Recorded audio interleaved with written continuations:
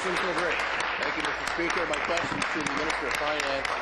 Minister, on September 18th, I asked you in question period what the government is doing to resolve an outstanding split pension issue that has been unresolved for years concerning public sector employees that have been affected by past public sector divestments. Your response 2 weeks ago did not answer my question and was some general nonsense about pensions in general, retirement planning, what your government was doing, all stuff we already knew.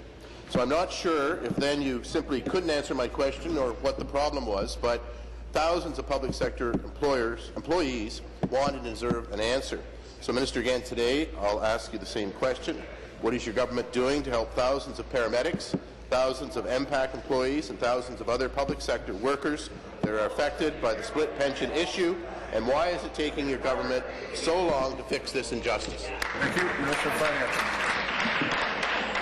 Thank you, Mr. Speaker, and I appreciate the question. I appreciate the concern the member opposite has in regards to pension and reform and the benefits necessary to protect workers as well as employers.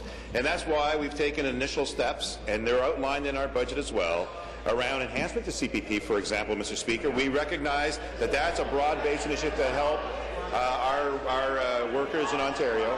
We also included PRPPs, Mr. Speaker, a pooled registered retirement plan to help those that aren't saving. But to the point that the member opposite requests, we recognize that regulations are coming soon in the fall. We will continue to do our utmost to try to resolve issues going forward, Mr. Speaker. Thank you.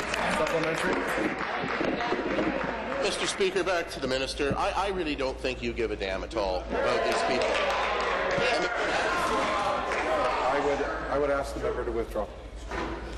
Withdraw, Mr. Speaker. Minister, I don't understand. I've been at this issue for 5 years. Many of these people are now, thousands of public sector employees are starting to retire. Their employer changed through no fault of their own because ambulance services moved to upper-tier government from hospital-based services. MPAC employees used to be revenue property assessment people in your ministry or the Ministry of Revenue, and they moved to MPAC, and yet their pensions didn't follow them, and they're adversely affected by this. Many of them will be out thousands and thousands of dollars that they paid for. This doesn't cost you money. This is their money.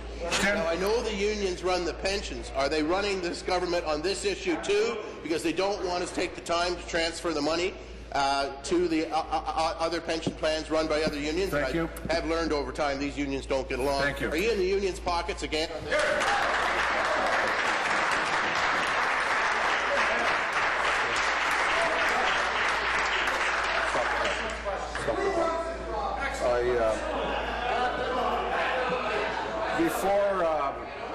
Before any other members get themselves into water that they don't want to be in, I'm going to just tell the member that I'm not happy with this last part and that I would hope that we would race to the top and not to the bottom with the kinds of comments that I'm hearing. I'm going to offer the minister, an opportunity to answer the question. Well, thank you, Mr. Speaker. It's unfortunate that the premise of the question now is about bashing Labour and bashing the very people that are hard-working Ontarians in our province who are in need of support with their pensions, and that's what we're doing, Mr. Speaker. Many public sector employees whose pensions are affected by past government-initiated restructuring want consolidation with their split pension entitlements in a single plan. We get that. We've made reforms to the Pension Benefit Act. We've taken regulatory provisions that are necessary to before those reforms are implemented. We posted draft regulations in February of 2013, consulted up until April 15th of 2013. On July 12th of 2000, we posted a draft regulations on regulatory registry regarding asset transfers, and we've made consultations that closed in September. So, Mr. Speaker, after comments are received and appropriate changes are made, both regulations will be presented to Cabinet, and that will happen in the fall of this year, Mr. Speaker. No question. The member from Peace,